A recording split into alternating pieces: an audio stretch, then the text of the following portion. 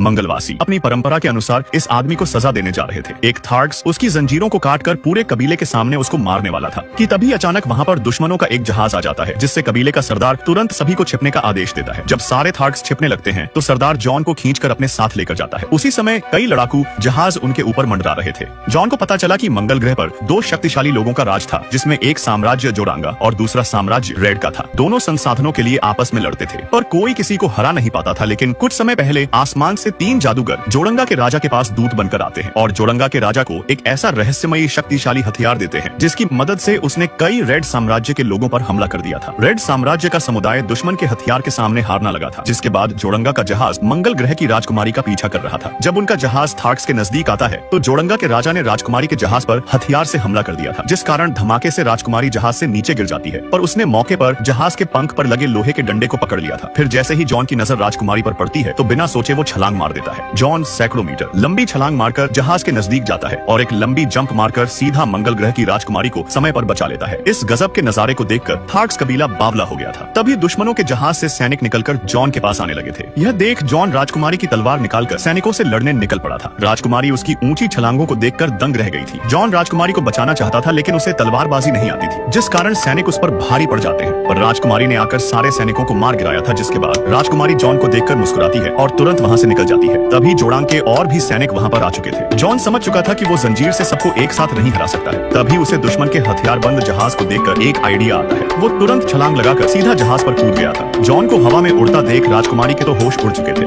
ये आदमी ऐसी लंबी और ऊंची छलांग मारता है जिससे वो सीधा दुश्मन के जहाज में पहुंच गया था। फिर जहाज के पहरेदारों को हराकर दुश्मन की तोप को सीधा करता है और दूसरे जहाज पर निशाना लगाकर उन्हें उड़ा देता है। यह देख मंगल ग्रह की राजकुमारी आदमी पर मोहित हो चुकी थी। पर तभी जोरंगा का राजा जहाज के अंदर आ चुका था और गुस्से में जॉन को लात मारकर तलवार से मारने जा रहा था। लेकिन समय पर थार्क्स कबीले के लोगों ने दुश्मन के जहाज पर गोलियों से हमला कर दिया था, जिस कारण जॉन को भागने का मौका मिल जाता है। जॉन जहाज से छलांग लगाता है और जमीन पर कूद जाता है। जमीन पर लौटते ही सभी थार्क्स के लोग पागलों की तरह उसकी तरफ दौड़ रहे थे। यह देख जॉन भागने वाला था, पर तभी कुत्ता उसके पैरों को दबोच लेता है, जिस कारण उसके बच निकलने का रास्ता बंद हो चुका था। लेकिन थार्क्स कबीले वाले उसे अपना हीरो मान रहे थे। तभी कबीले का सरदार खुशी से ऐलान करता है कि जॉन अब हमारे लिए लड़ेगा। लेकिन जॉन ने कबीले के सरदार की बात मानने से इनकार कर दिया था, क्योंकि वो मंगल ग्रह पर कोई योद्धा वोद्धा नहीं बनना चाहता। वो तो केवल बस वापस अपने घर लौटने का रास्ता खोज रहा था। लेकिन सरदार की बात न मानने पर वो जॉन को राजकुमारी को मारने की धमकी देने लगता है, जिस कारण मजबूरी में उसे थार्क्स का योद्धा बनना पड़ जाता है। उसके बाद जॉन को राजकुमारी से बात करने पर पता चला कि वो मंगल ग्रह पर है और यहाँ से पृथ्वी करीब 5 करोड़ किलोमीटर दूर है। यह जानकर जॉन के तो होश उड़ चुके थे। दरअसल उसे अब तक यही नहीं पता था कि वो मंगल ग्रह पर है। तभी राजकुमारी सरदार की कमर पर एक टोकन देखकर जॉन से कहती है कि वो उसे वापस पृथ्वी पर भेज सकती है। फिर दोनों थार्क्स कबीले के सरदार की बेटी सुला की मदद से एक ऐसे मंदिर में आते हैं जहाँ एक देवी की मूर्ति बनी हुई थी और उसके शिष्य के पास ग्रहों के बीच यात्रा करने की क्षमता थी। जब दोनों दीवार पर बनी आकृतियों को ध्यान से देखते हैं तो उन्हें तारों से भरे आकाश द्वार से एक सुराग मिलता है। राजकुमारी जॉन को वापस घर पहुंचाने के लिए मदद करने का फैसला करती है, क्योंकि उसने उसकी जान बचाई थी। और तभी अचानक थार्क्स का एक आदमी आकर इनको बातें करते हुए पकड़ लेता है और सरदार को इन लोगों की पूरी योजना के बारे में बता देता है। यह सुनकर सरदार तीनों को मारने का फैसला कर लेता है और दावा करता है कि वो खुद अपने हाथों से जॉन को मार डालेगा। वो जॉन को उठाकर अपनी झोपड़ी में आता है, लेकिन अंदर आने के बाद उसने फिर से अपना मन बदल लिया था। वो अंजाम की परवाह किए बिना जॉन को जाने देने का फैसला करता है। तभी जॉन को पता चला कि सुला उसकी बेटी थी, इसलिए सरदार जॉन के सामने एक शर्त रखता है। टोकन के बदले उसे सुला की सुरक्षा का वादा करना होगा। बाहर के लोगों को नहीं पता था कि इतनी देर से अंदर क्या चल रहा है, इसलिए ये लोग जांच करने के लिए अंदर आते हैं। लेकिन झोपड़ी में चारों गायब थे। रात भर चलने के बाद जॉन और उसके साथी रहस्यमय गुफा के तारों वाले आकाश द्वार पर पहुंच जाते हैं। जब राजकुमारी टोकन को केंद्र में लगाती है तो जमीन पर नीली रोशनी फैलने लगी थी, जहां उनको पता चला कि पृथ्वी और मंगल ग्रह पर एक टेलीपोर्ट द्वार है, जिसके जरिए जॉन गलती से मंगल ग्रह पर पहुंच गया था। अगर वो टोकन पर लिखे जादुई कोड को क्रैक कर लेता है तो वो वापस टेलीपोर्ट का द्वार खोलकर पृथ्वी पर लौट सकता है। तभी अचानक सुल्ला के चीखने की आवाज आती है और जब दोनों बाहर आकर देखते हैं तो थार्क्स कबीले ने उनको घेर लिया था। यहाँ तक कि उन्होंने मंगल ग्रह के जादूगरों को भी बुला लिया था। जॉन राजकुमारी और सुला के साथ घोड़े पर सवार होकर भागने लगता है, लेकिन थार्क्स का पूरा झुंड उनके काफी नजदीक आ रहा था। तभी जॉन सुला और राजकुमारी की रक्षा के लिए घोड़े से उतर जाता है और दोनों को यहाँ से जल्दी भागने के लिए कहता है। लेकिन जॉन के साथ लड़ने के लिए जंगली कुत्ता भी रुक चुका था। जॉन उसको भागने के लिए बोलता है, पर कुत्ता बहुत वफादार था। वो मालिक को मुसीबत में नहीं छोड़ता, बल्कि उसके साथ में लड़ने का फैसला कर लेता है।